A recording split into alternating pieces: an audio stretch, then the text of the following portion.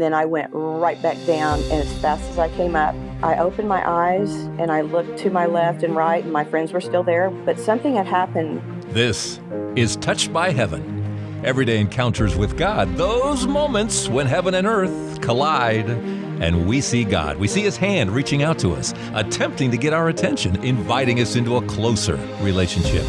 Here we share stories of encounter with angels, divine intervention, prophetic dreams, visions, near-death experiences, big and little God incidents. I'm your host, Trapper Jack. Welcome to episode 109. I was thinking this week about how many of these episodes, the encounter itself is so short. It's so brief. It's just boom. It's just, well, I drove through the other car and suddenly I was on the other side. It's like, wait, what?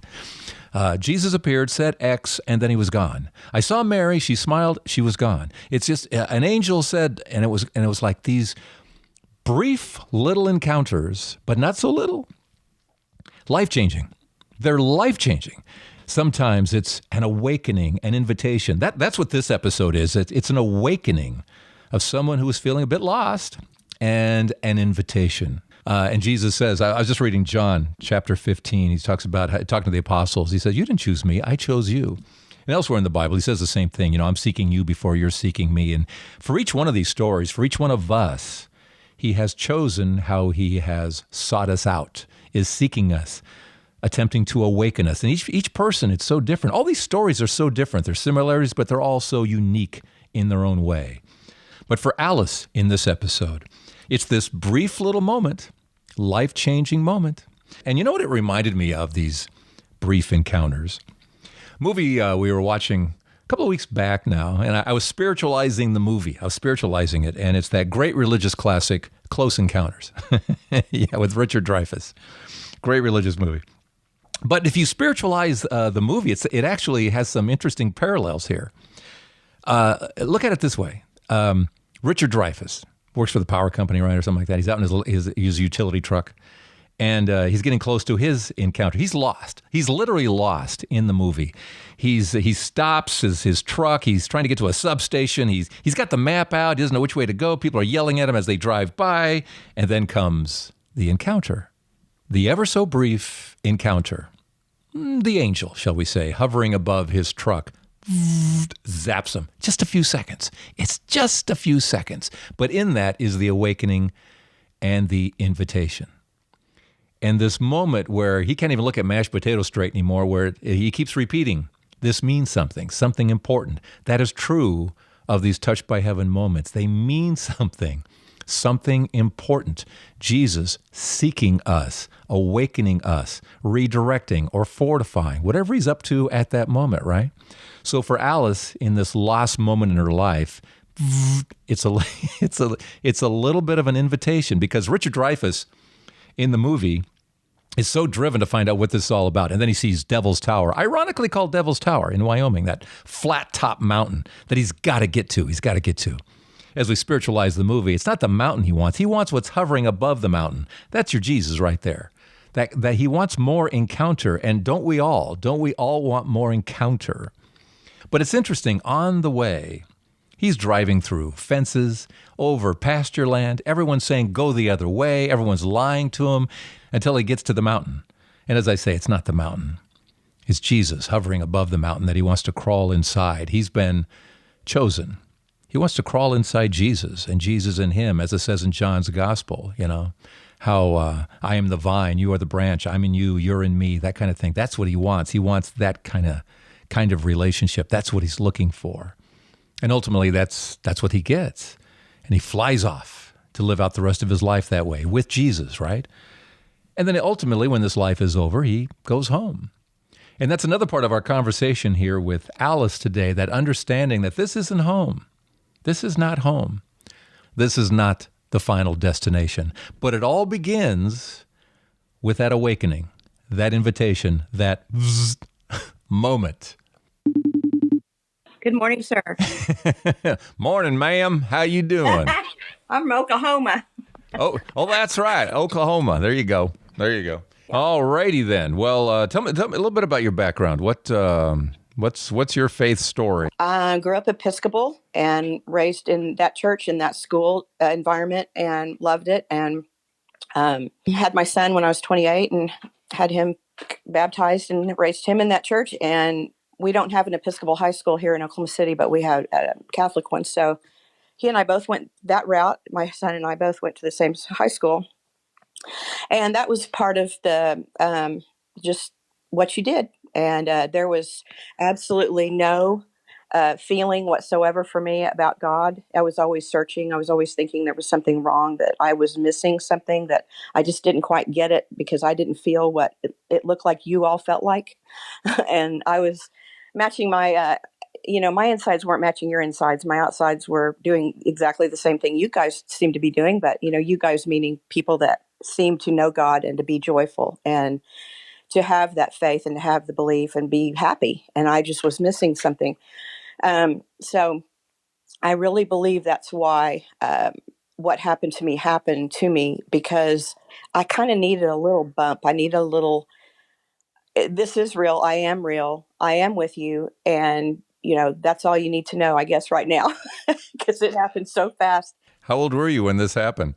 I was 23, very young. Okay, and so you're in a questioning mode. That's a tough age. 23 is tough for all of us. It's horrible because your parents aren't saying go to church, and seek God, seek God. Well, mine weren't.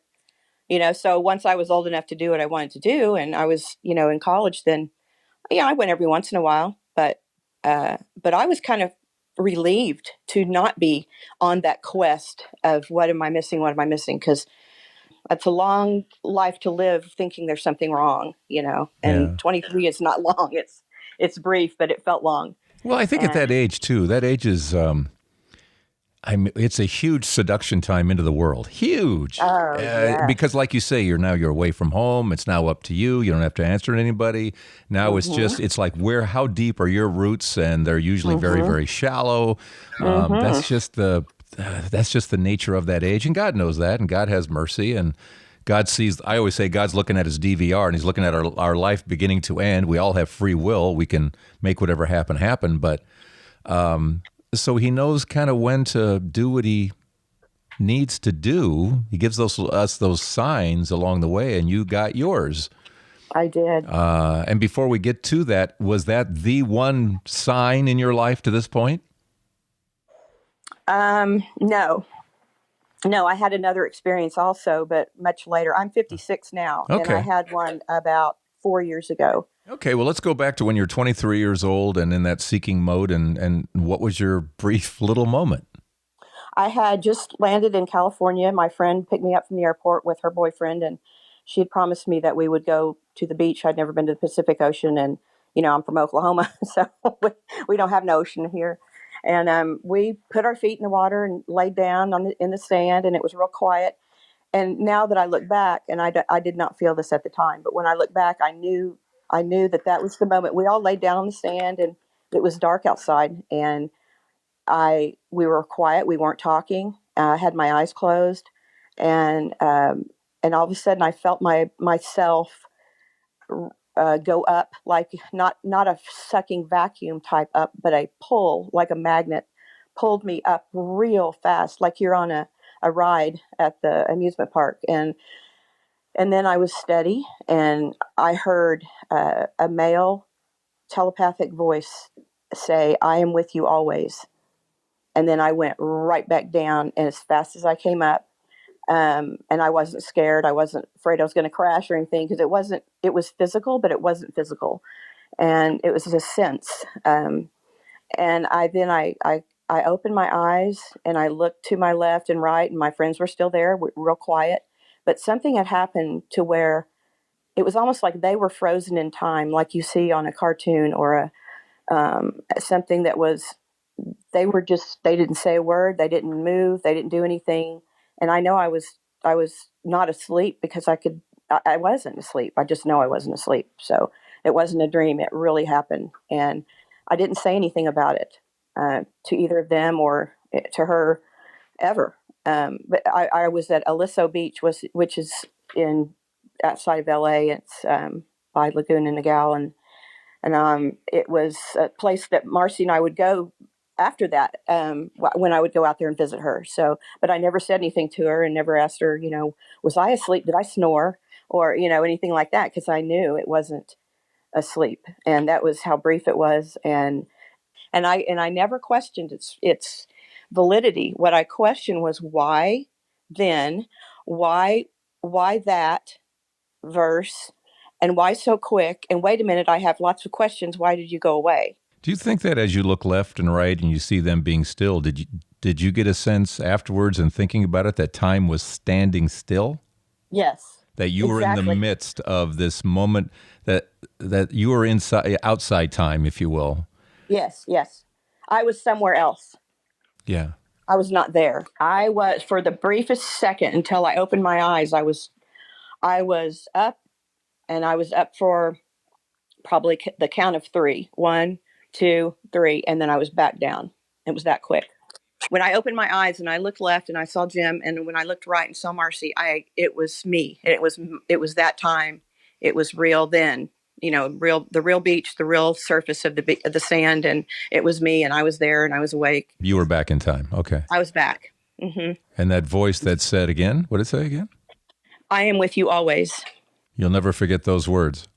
No. And then I didn't know. I mean, all the years, the Episcopal Church is more liturgy than it is Bible study. And the Bible studies that we did growing up were brief, and they were more verses, popular verses we did at children's chapel, and things like that we were taught, and the Bible stories. But I had it was familiar, but it wasn't. I didn't know where to find it in the Bible. I didn't even know if it was in the Bible. But I remember thinking, I've got to find that, where that, because I wanted meaning.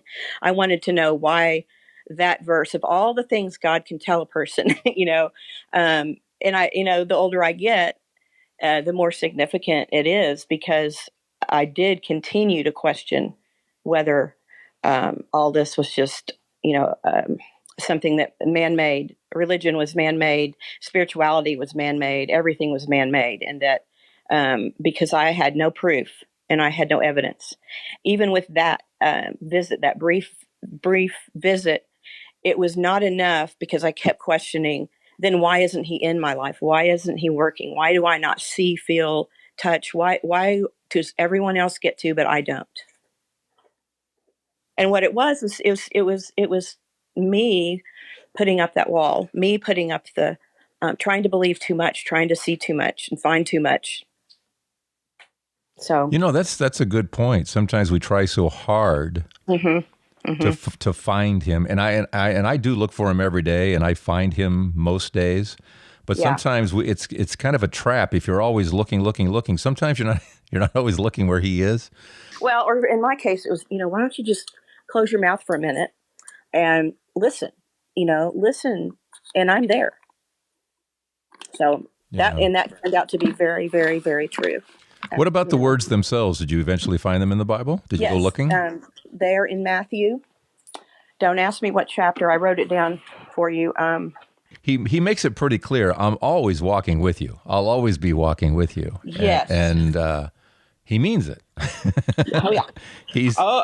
I know. But he doesn't force himself. Here it is, Matthew 28, verse 20. It says, I am teaching them to observe all things whatsoever I commanded you. And lo, I am with you always, even unto the end of the world. Matthew 28, verse 20. And that's in the ASV. Mm-hmm. American, yeah.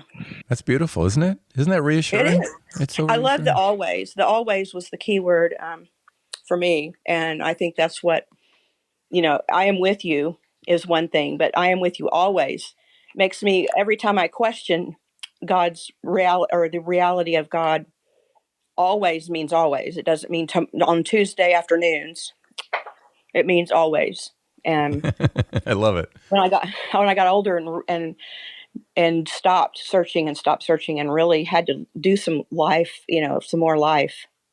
And then I saw God in people, and I saw God in people's eyes. I saw God in humanity, in kindness, in little things, like you just said, you look over here, I'm over here, hello. Yeah. Yeah. So yeah, Oh, it was a that's beautiful beautiful. It is. experience. To this day, you have not told your two friends? Um, no, I haven't, and I I am friends with Marcy on Facebook. Um, and I never know. Who have you told? Very few people that, if it was in a conversation to where we were talking about, something very deep, and if I trusted them, and very few people though. I just don't go around, you know. And there's people I've told that look at me like, so you went up and then back down? How'd you do that? That don't understand, and that's okay. I mean, but very few people. I'm assuming you believe that that was a spiritual journey, not a physical one, or do you think physically you Yeah. were up there? No, I believe that we are souls and spirits, and that we are encased, if you will, in this physical human tissue, blood, bone structure, for the time that we're here on this planet. That's what I believe. Yeah. So in And the same I way, believe, say somebody in a near-death experience would hover above the operating room. That's kind of yes, your experience too. exactly, You were up. exactly. You were definitely But up. I did not, like those people. I did not see anything. There was no vision. There was no. And you know what else I'm mad about now? I've listened to all these experiences. I've never had a near death experience, but I listen to all the people talk about the love, the peace, the bliss, and the euphoria, the ecstasy. I never had that up in there, and and wherever I was, I didn't have that. But there was comfort, and that's the only word that comes close. There was comfort in the voice. And like I said, it wasn't a physical hearing with my ears. It was a telepathy, um, brief, I am with you always. And that there was so much comfort in there, though. Is this something that you now can go back, or over the last, what is it, 30 years now or whatever, that you can go back and touch that moment in moments of doubt or difficult Yes, times? it's getting vaguer and vaguer, but the message, of course, will never go away. The experience stays with me, but as far as being able to replicate it, like if I'm laying in bed or something, I can't do that. Um, I've had visitation dreams also that are different than dreams, where the person that has died has come to me. That's happened twice in my life, and I wake up and I'm trying so hard to grab at it, because they were really there, and because I wouldn't have known their presence other than, you can dream about people all you want, but if they come and visit you literally in your dreams, it's a whole different dream. Yeah, and it feels different. Usually feels It different. feels so different, like they're Yeah. there, Yeah. And this is what this was like, but I can't seem to replicate. I can't seem to bring it back in that way. But I do have the messages with me. Yes, and that won't go away. Okay. In the couple of experiences where somebody had passed away and came to visit, real close to you, family, Yes, friends, what was it? yes. I had my grandfather came, and we were building something with wood, and I don't know what it was, and he was telling me how to do it. And I was very close to him, and he died when I was 9. And it was him. I smelled him. It was like he was standing right beside me, and I knew it was him. I just didn't question it. The other one was a friend who had died a few years ago, and I was swimming in this pool, and he was walking alongside while I was swimming. And then I'd, flip and turn at the end and start swimming again. I was talking to him the whole time I'm swimming, like physically, and he was walking along the pool, and it was him. I mean, it was really him, and he was funny. He was always funny. And so he was being funny. And, but yeah, he was, yeah. So, All right, let's go. Let's go to 4 years ago. What happened? okay. So it was Mother's Day, and I was, sad because I'd missed my mother, and I was making the bed up, and I was in, like, with, I'd stripped the bed, and I was making it, and I was kind of crying. I was sad, and I was, I missed her and all that. So I was finished making the bed, and I just sat there, and then I just started sobbing, like that deep, grief. And um, I found myself saying, I want to go home. I just want to go home. And I thought, I stopped crying, and I said to myself, I asked myself, what do I mean by that? What does that have to do with my mom? Well, going home, mother. And I thought, but I don't want to go home and live with her. I wouldn't want to go home and live with her. I am home. This is my home. And then all of a sudden it dawned on me, I want to go home. And then I thought, where is home? If it's not at her house, if it's not at my house, where is home? And then I realized I'm not from here. And this is all coming to me. I'm not from here. This is not where I belong. This is not who I am. This is temporary. And I stopped crying, and I was changed from that point on in a not in a drastic way, but underlying. That started my seeking, my listening to Hay House Radio, listening to podcasts. I had already done a lot of research on near death just for my own sake, because I was a hospice nurse after I retired. Then I started working in hospice for a couple of years, and for the reason of I just was fascinated with death, and I was fascinated with it was a transformation to me now. It wasn't death. And I knew on my bed when I had been crying that I was saying, I want to go home, because I was sad and I was sick of this place. I was basically tired of being here. It's hard. It's hard to be here. And it's hard sometimes, especially when, you're grieving, or you're just sad, period. And that's when I realized I know who I am. I know exactly who I am, and that's good. That was a good thing. Child of God, wanted to go home. Yes. Yeah. But yet it wasn't the home that I thought I was crying about. Yeah. Yeah. That's beautiful. It was a stop the world, I want to get off type. This is a hard life. And there are people who are born into this world who are genuinely happy people. And, we want to know their secret. What is it? Amen. It goes back to Barbara Walter question. She always asks me, are you happy? And it's like, oh, the heck with happy. It's not about being happy. I'll settle for peace. For peace. Happy is very transient. It comes, it goes. It's not about happy. It's about peace. It is. Joy that isn't always in that smiley kind of way. It's just, I'm okay. As you said, you find out who you are. You find out where you're from, and now it's just about getting back and bringing people with you. That in itself will bring and has brought me a tremendous, I would say, it has taken away the underlying free-floating anxiety in my life, the fear of the future, the present. It has taken so much away and replaced it with, I'm all right. As a hospice nurse, aren't you witness to some interesting moments?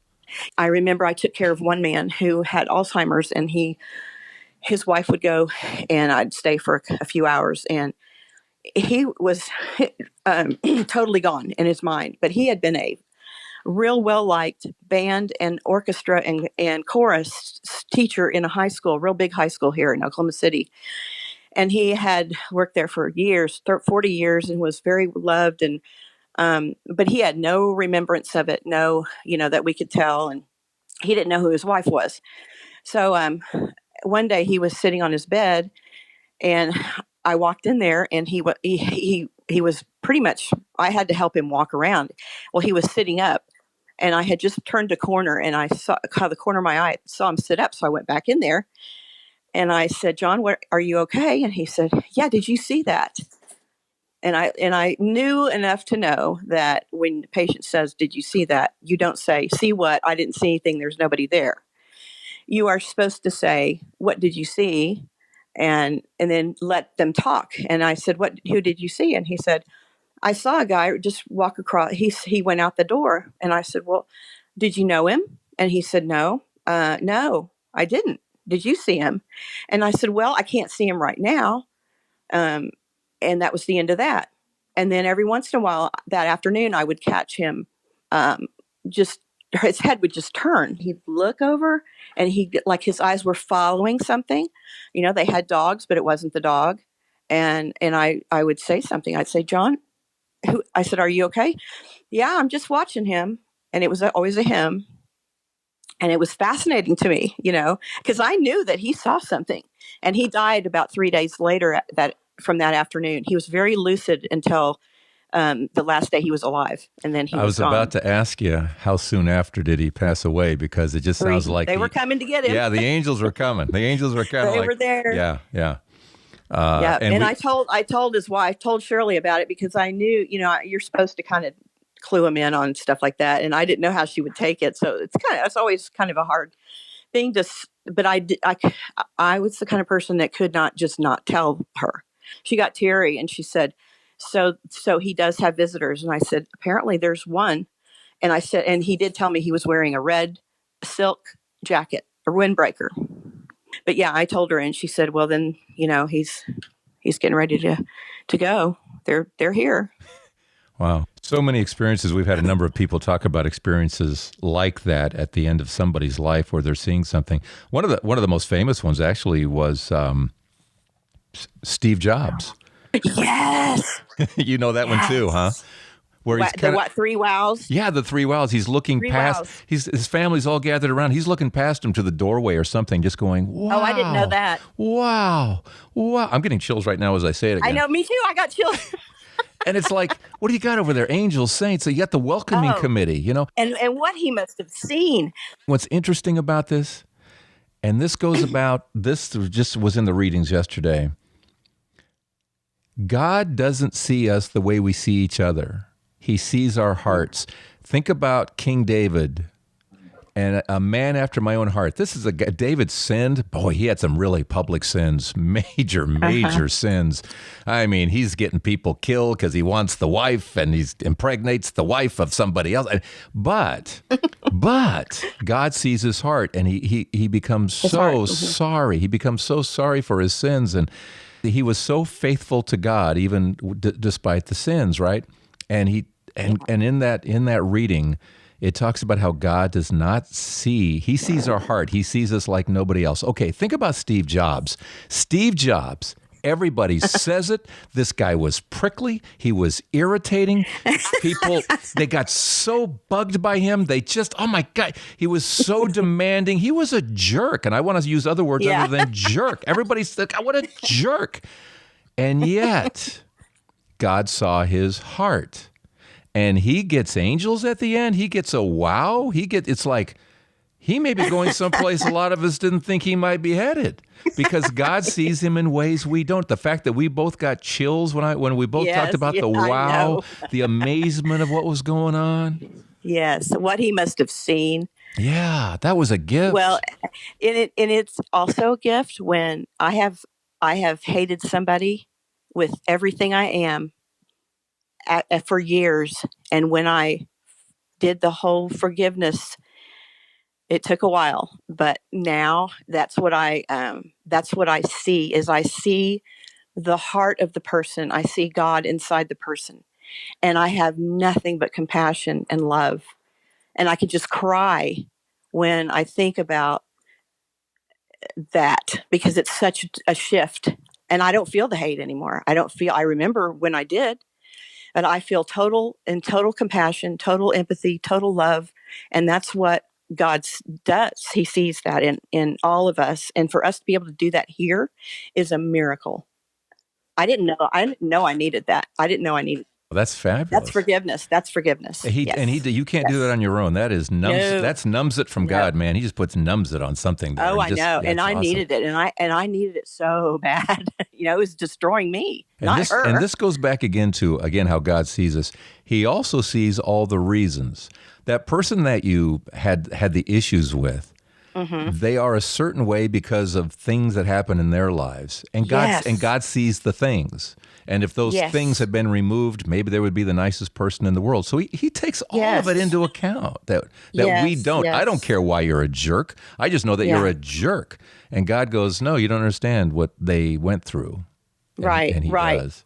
And I'll never know. But I knew enough to know that anger and that hatred came, that they had was from not because they wanted that. And they just didn't know any different. And that, the hurt and pain that they must have felt, it was not anything they did on purpose or drummed up on their own. Now were they adults and could they have changed their behavior? Sure. It would have been nice. But hey, I mean, I had to forgive, and it was a gift. It was a given gift. It wasn't. It was God's grace. It's really dangerous not to. Yeah. Oh, yes. I Oh, mean yeah. it. It's detrimental. Yes. Just look Yeah, at the I Our know. Father. It's like you don't, he doesn't. Think about that. If you Yes. don't, God doesn't. Right. Period. That's it.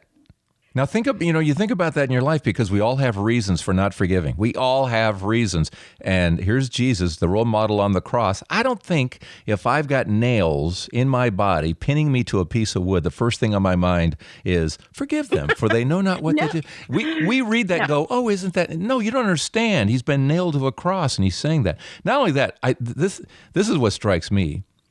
He's already done it because he's telling his Father, now you do it too. He said, forgive them. Yeah. He already has. I know. He already has. He's saying, Father, and you too. He was nailed to the cross for no reason other than, Yeah. over their being. They were mad because he was. They were mad because he is. And he still forgave before it was even said and done. It's a choice. Do you want to live this? Do you want to live in peace and happiness, or do you want to be miserable? Because that person at home, my mom taught me this. I was so mad at my dad. He didn't do what he said he was going to do. And she said, you can be mad all you want all afternoon, because I was sulking around the house. And she said, because your dad right now, he's sitting at home reading a newspaper, not even thinking about it. And that made sense to me. I thought, yeah, I'm the one suffering here. You're drinking the poison. Yeah, you're drinking He's the not. poison. Exactly. And I didn't want to anymore. So It's like, called choosing madness. It really is. It's if you don't. Choosing madness, yes. You are choosing madness. Knock yourself out. Yeah. What misery. What muck. See, you thought you were contacting me for a little moment in time. See where we went? Look at all the places we went today. I needed this. I needed to talk and listen. I did. Thank you so much. Thank you. That'll be $100. All right. Checks in the mail. Checks in the mail. Yeah, exactly. No, this is good for me too. This is good for all of us. This is good for. These are just great reminders that it doesn't take that many encounter moments for us just to be reminded of where is home, the importance of forgiveness, the importance that there is another place. There is that something after this life, and it is a wow. I mean, look at all the points we hit along the road here. Beautiful. Yeah, really. I didn't expect us to go this far. Wow. Thank you so much. Thank you. And the dog says yes, too. Wait a minute. I know that bark. He said there's a fire in the barn and Gramps is under a beam. I watched Lassie. Right. I know what all that stuff means. Yeah, it's Timmy in the well. Timmy's in the well. Yeah. All right. Thank you so much for this. Thank you. I appreciate it. All right. Thanks, Alice. Yeah, we did. We hit a lot of spots on the road there. But it all started with that first little encounter, that just a few seconds. I'll be with you always. And he is with us always. Thank you again. Need your story. I do. You're the fuel, as I say. Your 3 seconds, 5 seconds, 10-minute encounter, whatever it was, a day and a half. What you got? Let me know. Go to touchedbyheaven.net, touchedbyheaven.net. And also a reminder again, the Mary CD is available for download or just order the CD. It's called Mary, His Messenger. Oh, in fact, I just got an email from somebody saying what she likes about it after downloading it or ordering. I think she downloaded it. Is that are all these different stories. A lot of times it's all Fatima, in some places, or it's all Lourdes, or it's all Our Lady of Guadalupe. There are so many stories, and there are some interesting parts of Fatima that just don't get that much discussion. It's all there, and some added material as well. So I'm glad you're enjoying it. But if you would like to get the download, either here, episode 109, we've got a link through to Mary, His Messenger, here at touchedbyheaven.net, or at trapperjackspeaks.com. You can go that route as well. But I'm glad you're enjoying the CD. Also, thank you so much. Let's see. Oh, James Lott. Thanks again. Thanks again, James, for helping us out on Patreon. You're our shout out this week. And if you can help us out on a monthly basis, just go to this episode, 109, at touchedbyheaven.net, or you go to patreon.com and search for Trapper Jack, and we appreciate your support through it all. See you next week. Okay. I'm Trapper Jack, and this is Touched by Heaven, Everyday Encounters with God.